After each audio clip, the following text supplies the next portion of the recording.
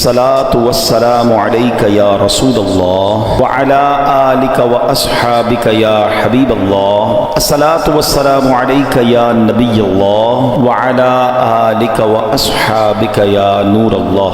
درود پاک پڑھنے کے بے شمار فضائل و برکات ہیں. نبی پاک صلی اللہ تعالی علیہ وسلم کی ایک بڑی خوبصورت حدیث پاک ہے. اس حدیث کے راوی حضرت عمر فاروق رضی اللہ تعالی عنہ ہیں. آپ فرماتے ہیں ان الدعاء موقوف بین السماء والارض. آپ فرماتے ہیں کہ وہ زمین و آسمان کے درمیان روکی جاتی ہے. لا يسعد منه شيء حتى تصلي على نبيك صلی اللہ علیہ وسلم. جب تک تو اپنے نبی پر درود نہ بھیجے وہ دعا بلند نہیں ہو پاتی. درود پاک کی اہمیت کو سمجھیے. تو علماء فرماتے درود پاک ایک ایسا عمل ہے، ایک ایسا وظیفہ ہے جو مقبول ہی مقبول ہے. علی الحبیب صلی اللہ تعالی علی محمد صلی اللہ علیہ وسلم. لیلۃ القدر کو لیلۃ القدر اس لیے کہتے ہیں کہ اس کی چند وجوہات علماء نے بیان کی کہ اس میں سال بھر کے احکام نافذ کیے جاتے ہیں اور فرشتوں کو سال بھر کے کاموں اور خدمات پر مامور کر دیا جاتا ہے، یعنی آرڈر ان کو دے دیے جاتے ہیں. اس لیے بھی کہا جاتا ہے اس کو شب قدر، اور اس لیے بھی فرمایا جاتا ہے کہ اس شب میں نیک اعمال مقبول ہوتے ہیں اور بارگاہ الہی میں ان کی قدر کی جاتی ہے، اس لیے بھی اس کو لیلۃ القدر کہا جاتا ہے. بخاری شریف کی ایک حدیث ہے، اس سے اندازہ ہوگا کہ اس رات کی کیا اہمیت ہے.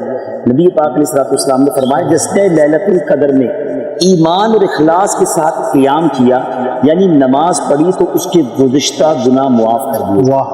اور یہ رات کتنی زیادہ اہمیت کی حامل ہے کہ یہ 1000 مہینوں سے زیادہ افضل رات. اب اس کو اگر کیلکولیٹ کریں نا تو یہ 83 ایئرز اینڈ 4 منتھ یعنی تقریباً 83.5 سال کی عبادت سے افضل یہ ایک رات کی عبادت کر لی جائے اور اللہ قبول کر لے تو 1000 مہینوں سے زیادہ ثواب ملتا ہے. اب اس رات کی اہمیت دیکھیں کہ صرف اس ایک رات کی اہمیت بیان کرنے کے لیے قرآن پاک کی پوری سورت سورہ قدر نازل ہوئی. احادیث میں مضمون ملتا ہے کہ شب قدر کو رمضان کے آخری عشرے کی طاق راتوں میں بھیجا. 5 راتیں ہیں جو سال میں آتی ہیں جن میں ہمیں تلاش کرنا ہے.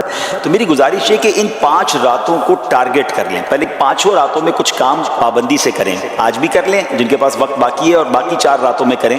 اور وہ یہ ہے کہ عشاء کی جماعت اور فجر کی جماعت جو باجماعت پڑھتا ہے اس کو ساری رات عبادت کرنے کا ثواب ملتا ہے. تو ایک کام تو یہ کر لیں. پھر ان 5 راتوں میں کچھ نوافل ایکسٹرا پڑھ لیں، ممکن ہو تو 7 تسبیح پڑھ لیں یا کچھ نوافل پڑھ لیں.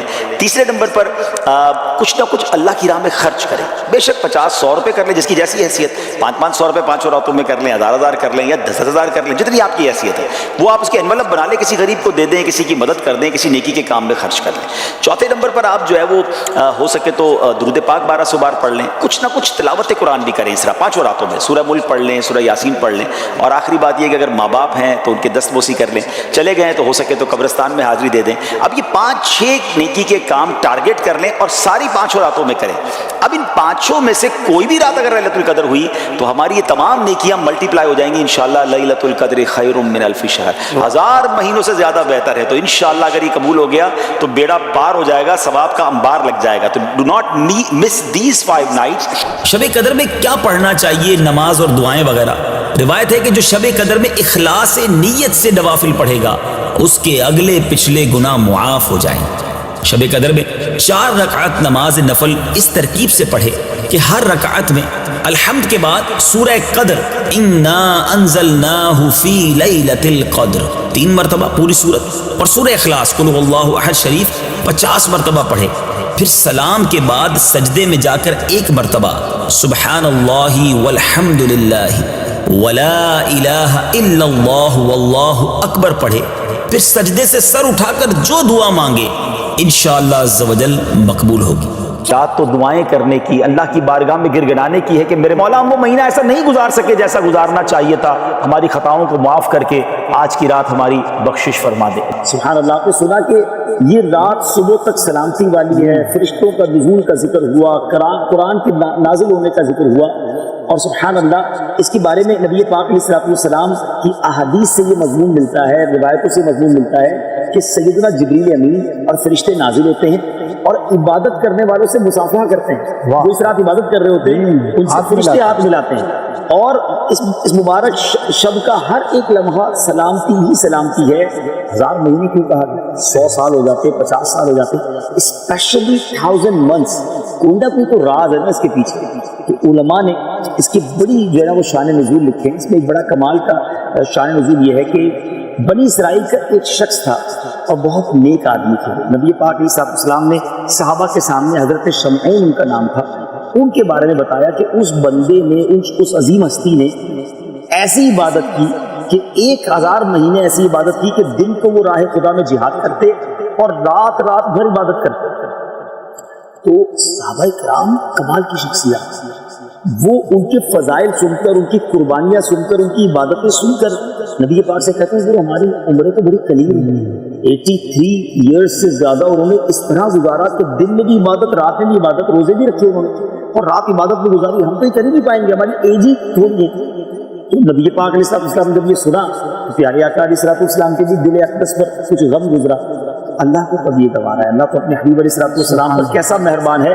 جبریل امین حاضر ہوئے اور عرض کی کہ حضور یہ قرآن پاک کی صورت نازل ہوئی ہے, آپ کو اللہ نے ایک رات عطا کی ہے, آپ کی امت میں کوئی بھی شخص اس رات عبادت کر لے تو حضرت شمعون کی 1000 مہینوں کی عبادت سے وہ بڑھ جائے. پہلے آپ ذرا سوچیں کہ یہ اتنی بڑی نعمت ہے جو اس امت کو عطا کی گئی. تو ہمیں تو جس کو کہتے ہیں نا کہ ویری کانشیس رہنا چاہیے. اچھا یہ بھی نہیں کہا کہ پورے سال میں کبھی بھی آ جائے گی تو ہم 360 365 دن رات ڈھونڈتے, پھر رمضان میں بھی اگر ہوتی تو 30 ڈیز کوشش کرنی پڑتی. ہمارے لیے یہ بھی آسان کر دیا گیا. تبدیل ہوتی رہتی ہے. اس رات کے بارے میں بڑے اقوال ہیں. اکثر بڑے علماء کا یہ بھی قول ہے کہ 27ویں شب جو ہے وہ شب قدر ہوتی ہے. کچھ علماء فرماتے ہیں کہ یہ رات بدلتی رہتی ہے. بہرحال ہمیں ان 5 راتوں میں خوب عبادت کرنی ہے, اور اس کے بارے میں اللہ تبارک و تعالیٰ نے اس رات کو پوشیدہ کیوں رکھا ہے, جس طرح دیگر اشیاء کو اللہ کریم نے پوشیدہ رکھا.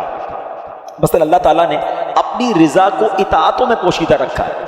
ہمیں نہیں پتہ کون سی نیکی سے رب راضی ہو جائے, اس لیے کیا کہا جاتا ہے چھوٹی نیکی کو بھی نہیں چھوڑنا ہے. کبھی آپ نے سنا ہوگا نا کہ کسی نے کتے کو پانی پلایا, اس کی بخشش کر دی گئی, راستے سے کانٹا ہٹا دیا, اس کی بخشش کر دی گئی. تو چھوٹی نیکی بھی نہیں چھوڑنی ہے, کیونکہ اللہ پاک نے اپنی رضا کو اطاعتوں میں چھپا کر رکھا ہے. ہم نہیں جانتے کس عمل سے اللہ راضی ہو جائے, وہ نقطہ نواز ہے.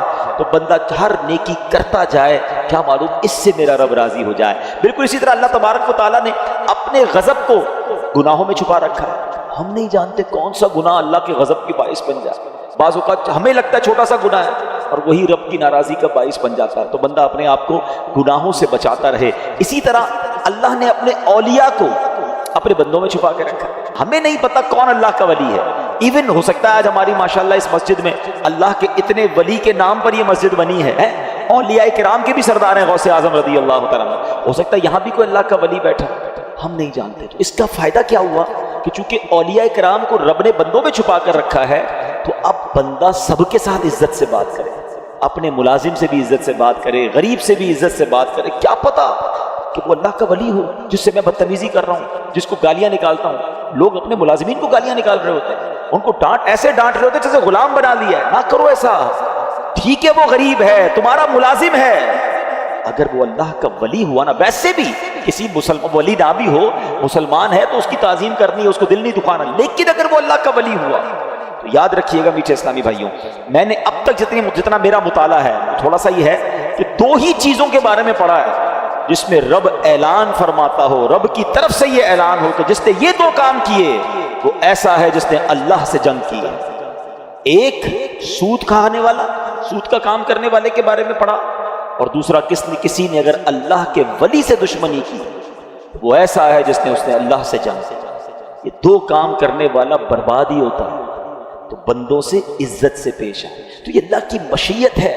اسی طرح رب نے یہ لیلۃ القدر کو بھی پوشیدہ رکھا تاکہ ہم ان 5 راتوں میں تلاش کریں, عبادت کریں. ورنہ ہم تو ایسے نکمے لوگ ہیں, ایک رات پتہ چل جاتی تو باقی راتوں تو پھر ویسے ہی سارے بھول جانے تھے. چلو اس بہانے 5 راتیں تو مسجدیں بھرتی ہیں, ان 5 راتیں تو سجدے ہوتے ہیں, کچھ عبادت ہوتی ہے. تو بہرحال میرے پیچھے اسلامی بھائیوں ہمیں اس کو سمجھنا ہے. اچھا آگے قرآن فرماتا ہے وما ادراک ما لیلۃ القدر, تم نے کیا جانا لیلۃ القدر کیا ہے. اچھا یہ قرآن کا بڑا خوبصورت اسلوب ہے، it's a beautiful style of Quran.